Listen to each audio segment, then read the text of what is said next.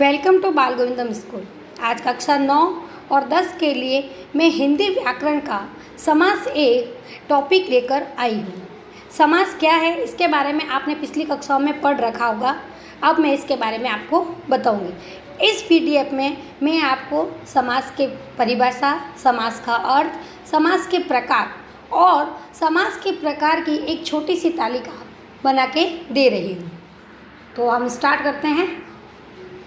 सबसे पहले समास की परिभाषा। जैसा कि आपने पिछली कक्षाओं में पढ़ रखा होगा, दो या दो से अधिक शब्दों के परस्पर मेल को समास कहते हैं।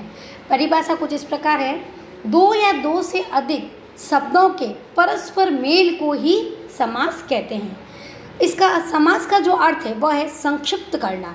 ये दो धातु से मिलकर बना है, सम प्लस आस, जिसका मतलब है पास बिठाना। सम प्लस आस बराबर पास बिठाना, यानी शब्दों को पास पास में बिठाकर एक वाक्य जो बन जाता है उसे कहते हैं। समास के प्रकार 6 प्रकार के हैं।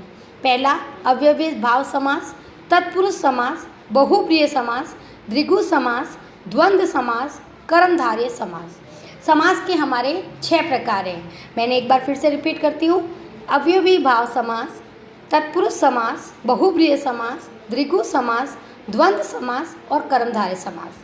आपको परिभाषा याद करनी है, अर्थ याद करना है और इसके प्रकारों के नाम भी याद करने हैं। अब मैं आपको बताती हूँ समास की विशेषताएं क्या होती हैं। समास दो या दो से अधिक शब्दों में होता है। ये सबको ही पता है कि समास जो होता है वो दो या दो से अधिक शब्दों का होता है जो बनता है। दो या दो से अधिक शब्द मिलकर एक रूप धारण कर लेते हैं। आप सभी को पता है, जब दो या दो से अधिक शब्द जब मिलते हैं तो एक रूप धारण करते हैं। दो पदों के बीच का विभक्ति चिन्ह या अव्यय का लोप हो जाता है। ये हमें द्वंद्व समास में पता चलेगा। उन दोनों के बीच में जो विभक्ति का चिन्ह होता है वो उसका लोप हो जाता है, यानी वो गायब हो जाता है। समास करने पर कभी पहला पद प्रदान होता है, कभी दूसरा पद प्रदान होता है। समास हम जब पढ़ते हैं तो कभी कोई समास के अंतर्गत जो हम आगे प्रकार समझेंगे तब बताएंगे, कहीं पहला पद समान होता है, प्रदान होता है यानी मुख्य होता है, कहीं पर दूसरा पद मुख्य होता है, कभी दोनों ही पद प्रदान होते हैं। अब कभी कभी ऐसा भी होता है एक समास के अंतर्गत जो हमारा बहुप्रिय समास होगा उसके अंतर्गत दोनों ही पद प्रदान होते हैं। समास में पहले पद को पूर्व पद तथा दूसरे पद को उत्तर पद कहते हैं। मैंने यहाँ पर आपको लाल रंग से अंकित किए, रेखांकित किए शब्द आपको इसलिए बताया है कि जब हम समास के प्रकार पढ़ेंगे तब आपको पता होना चाहिए पहले पद को पूर्व पद कहते हैं और दूसरे पद को उत्तर पद कहते हैं। समास किए गए पद को समस्त पद कहते हैं, यानी हमने जो समास किया है उस पूरे पद को हम क्या कहते हैं? समस्त पद। समास किए गए समस्त पद को अलग अलग करने को ही समास विग्रह कहते हैं। अभी आपके एक प्रश्न आए समास विग्रह किसे कहते हैं, तो हम उसका आंसर यही देंगे, जब समास किए हुए समस्त पद को जब अलग अलग करते हैं तब उसे समास विग्रह कहते हैं। अब मैंने यहाँ पे एक छोटा सा 3 उदाहरण देकर आपको समझाया है कि पहला पद कौन सा होगा, उत्तर पद कौन सा होगा और समास विग्रह क्या होगा। जैसे उदाहरण दिया है मैंने, पहला उदाहरण है जैसे समस्त पद गंगा जल। यहाँ हमारे ये समस्त पद क्या है? गंगा जल। अब गंगा जल में पूर्व पद क्या हो गया? गंगा, और उत्तर पद क्या हो गया? जल। और जब हम इसका समास विग्रह करते हैं तब बनता है गंगा का जल। माता पिता, यहाँ देखो आपको ये द्वंद्व समास का उदाहरण दिया मैंने, इसके अंदर देखो विभक्ति का चिन्ह, योजक चिन्ह दिया हुआ है, लेकिन इसका पूर्व पद क्या है? इसका पूर्व पद है माता और इसका उत्तर पद क्या है? पिता। और जब हम इसका समास विग्रह करते हैं तो माता और पिता। अब है कमल नयन। अब देखो इसके अंदर पूर्व पद कमल और इसका उत्तर पद हुआ नयन, और इसका समास विग्रह करते हैं तब हम बोलते हैं कमल के समान नयन, यानी ऐसी आँखें जिसकी हम उपमा किसके दे रहे हैं? कमल की, यानी हम जिसकी उपमा देते हैं उसको कहते हैं कमल के समान नयन। अब मैं आपको यहाँ पर समास के जो 6 प्रकार हैं उन 6 प्रकारों की शॉर्ट में यानी संक्षिप्त में परिभाषा और पहचान करना बताऊंगी। जैसा कि पहला समास है हमारा अव्ययी भाव। अव्ययी भाव की परिभाषा कुछ इस प्रकार है, पहला पद अव्यय और दूसरा पद गौण होता है। अव्यय कौन से होते हैं? आप सभी को पता है, लिंग, वचन, कारक, ये सभी अव्यय।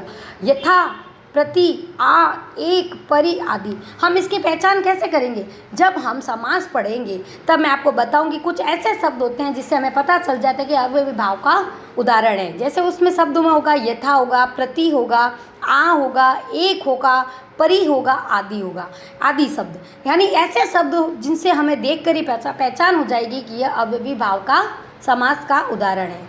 दूसरा हमारा समास है तत्पुरुष।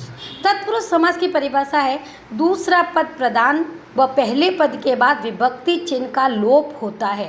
यानी दूसरा पद तो प्रधान होता है लेकिन बीच में विभक्ति चिन्ह का लोप यानी विभक्ति चिन्ह गायब हो जाता है।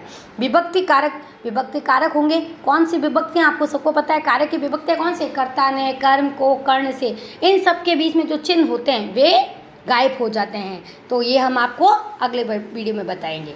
बहुब्रीहि समास।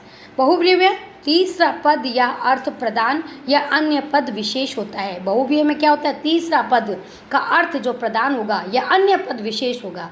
जैसे शब्द आएंगे वाला, वाले, वाली, जिसका, जिसकी और जिसकी। इसके अंदर मैं आपको सही बताती हूँ, जब हम किसी की उपमा देते हैं, जैसे अभी मैंने आपको बताया था कमल नयन, त्रिनेत्र, जिसके 3 नेत्र है ना, तो वह शब्द क्या हो जाएंगे? बहुब्रीहि समास हो जाएगा। द्वंद्व समास। द्वंद्व समास की परिभाषा सभी पद प्रधान अनेक उनके मध्य योजक शब्दों का प्रयोग होता है। ये आपको पता है, मैंने अभी आपको एक उदाहरण दिया था, माता पिता, उसके अंदर किसका चिन्ह था? योजक चिन्ह का। तो और, तथा, एवं, ये इसकी पहचान होगी। इन दोनों के बीच में क्या होगा? और का, तथा, एवं, ये शब्द का हमसे पहचान कर लेंगे कि ये द्वंद्व समास है। द्विगु समास। द्विगु समास की परिभाषा कुछ इस प्रकार है। पहला पद संख्यावाची और दूसरा पद समूहवाची होता है। यानी पहला पद जो होगा वह संख्यावाची होगा और दूसरा पद क्या होगा? समूहवाची होगा।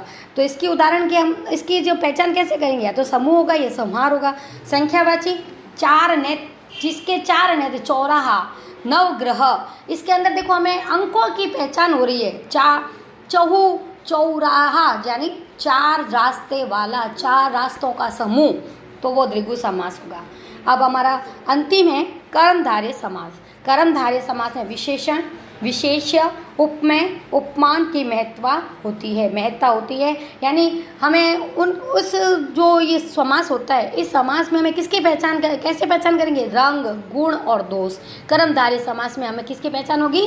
रंग, गुण और दोष के द्वारा पहचान हो जाएगी। इसमें या तो उपमा दी हुई होगी या उपमेय, मैंने अभी आपको बताया है। अब आपको क्या करना है? अपनी नोटबुक में इन सभी परिभाषाओं को और इस तालिका को लिखना है और इन्हें याद करना है। मैं अगले PDF में इन सब के उदाहरण आपको भेजूंगी, आपको उनसे शब्द भी बनाने हैं। धन्यवाद।